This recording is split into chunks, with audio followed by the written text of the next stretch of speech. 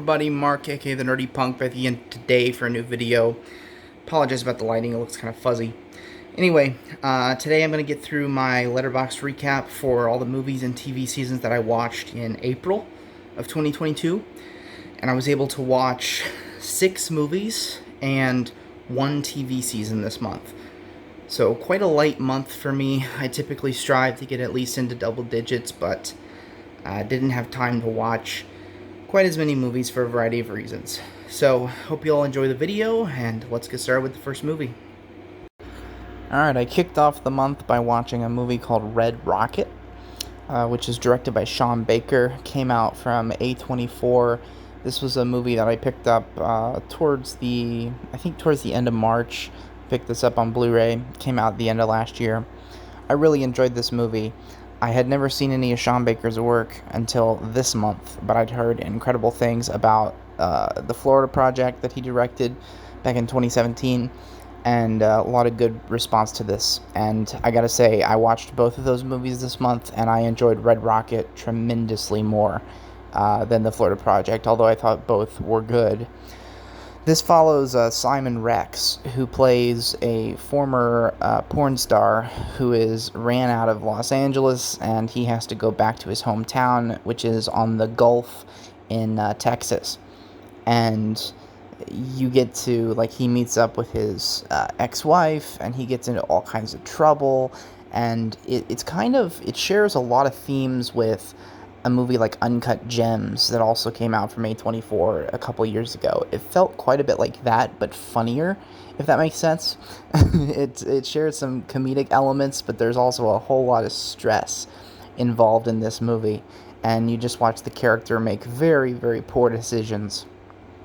And it's an interesting character. There's so many leaves to kind of pull back and learn from with this character, because he's very much an anti-hero. He's not like a straight-up protagonist. He does a lot of terrible things in this story, but he's so charming, and part of that is Simon Rex's performance, that you want to root for him despite that he's doing all these terrible things. So I really liked Red Rocket. I think I gave it a 4.5 out of 5.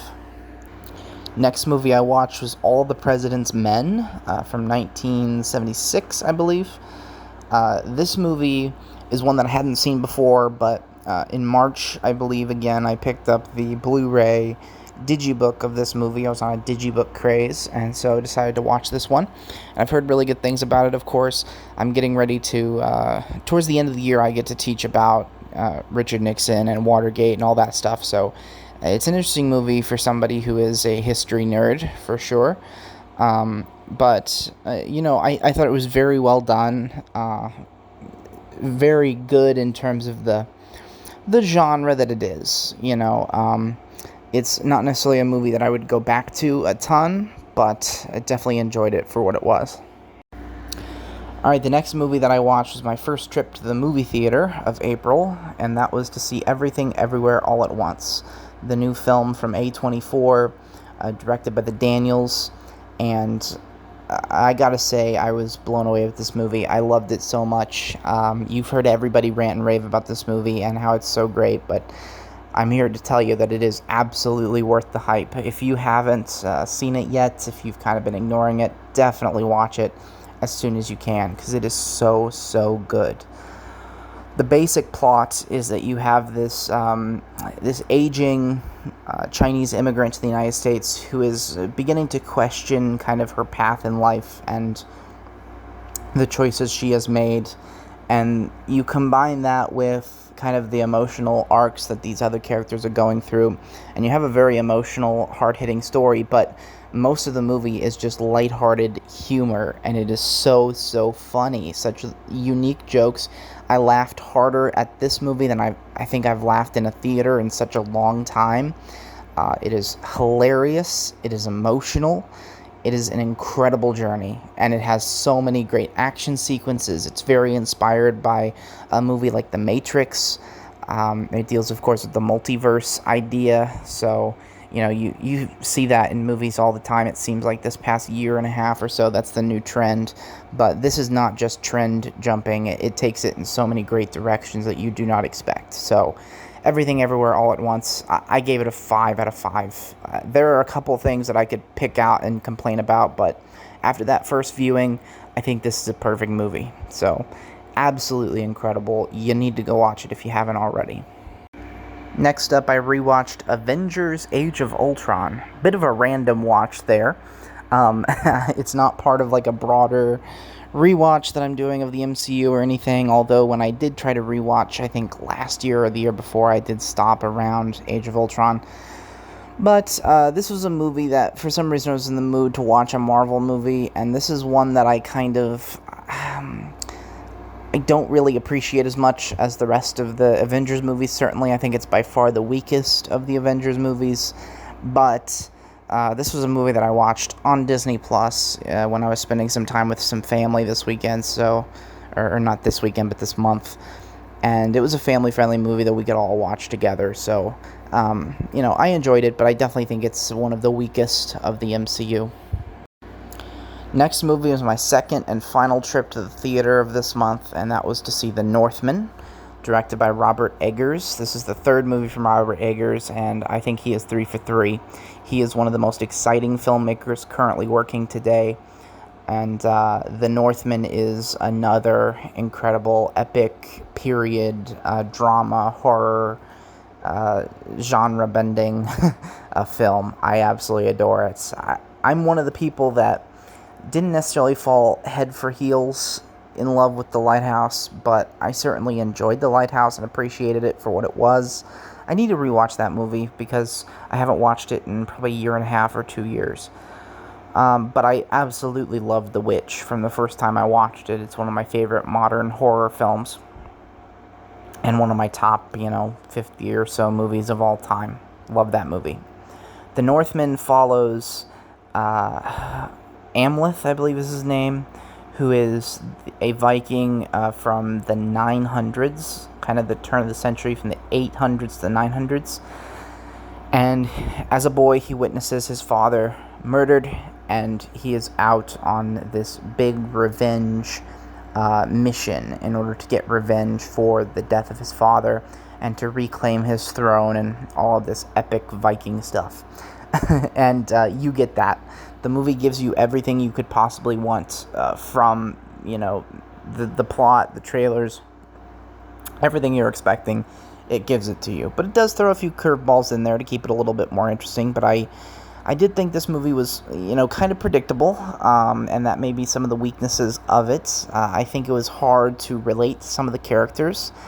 It was hard to buy in because Robert Eggers is so authentic in the way that he captures these time periods in history. The dialogue is so great. It is, I've heard many people say it's Shakespearean, and it is. It can kind of be hard to understand at points because of that, but it is it's as authentic to the time as you can be. And, the actions of the characters are as authentic to the time as you can be. And because of that, there are no really, purely good characters in this movie. Every character does something today that we would judge as being immoral. So I think that can kind of be a barrier to get into it. But this movie is incredibly epic. It's violent. It's gory. It's, if that's what you want to see, this is the movie for you. So I believe I gave it a 4 out of 5 because of the handful of flaws I can point out with it, but definitely a solid third film from Robert Eggers. Alright, next, this is actually the final movie that I watched this month, and then we'll talk about some TV series here at the end. This was The Florida Project. So I started off the month with a Sean Baker movie, and I ended the month with a Sean Baker movie. I wanted to see The Florida Project because I liked Red Rocket so much, and I didn't like The Florida Project as much as Red Rocket. I feel like it was missing something. I did connect with the characters quite a bit. It follows a pair of children, or a handful of children, specifically one child in particular, whose parents live in these motels that are on the outskirts of Disney World in Orlando, Florida. And so it's a really good kind of movie about class and economics and kind of how I don't want to make it sound like a documentary, but kind of the contrast, right, between the Disney World, the tourists, and the people who live just on the outside who are very poor and trying to deal with poverty and trying to survive, basically. And as a child who grew up in a pretty poor family, I did kind of relate to that. I don't think I've shared this with anybody on the channel before, but when I was a child, there were times when my family lived in a motel. So I felt kind of connected to the storyline, but the movie is very much about childhood, and it didn't give me quite what I was expecting, and I'm interested to see how I feel about it on second viewing, but I did feel kind of underwhelmed by it. I think it captures childhood very well, and it was, pretty emotional, especially towards the end, but and funny and all that stuff, but like I said, I enjoyed Red Rocket quite a bit more, but I'm excited to explore more of Sean Baker's work, and he's definitely a filmmaker to watch, in my opinion. And last, but certainly not least, I watched Season 6 of Game of Thrones. So I finally got back around to Game of Thrones. When I started this series on YouTube, where I went through everything I would watch in a month, I believe it was June of 2021, so last year, and I had just finished Season 5 of Game of Thrones. So it only took me almost a year to get back to the series. I do this weird thing where I just put off, for some reason I'll stop watching something and I'll put it off and then I'll get back to it eventually.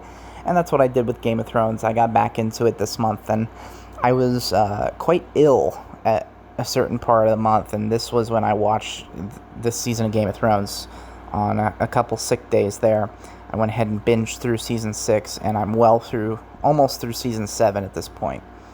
I really like Game of Thrones. It's one of my top 5 series of all time. It's epic. It's incredible. The action sequences are great. The dialogue is great. The performances are great. Everything about this show is great. Obviously, I have heard some very negative feedback on the last season, so I'm approaching Season 8. We'll see what happens. I don't know what's going to happen with it, but I'm excited. I've enjoyed the ride, regardless of how the last season turns out. This has been 7 seasons of incredible television. So I think it's a great series.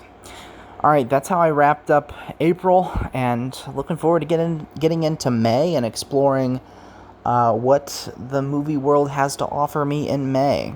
Hoping to get to the theater a little bit more and, of course, see more movies. I had a pretty light month this month, so looking forward to my cinema adventures in May 2022. Have a great weekend, everybody, and I will see you later.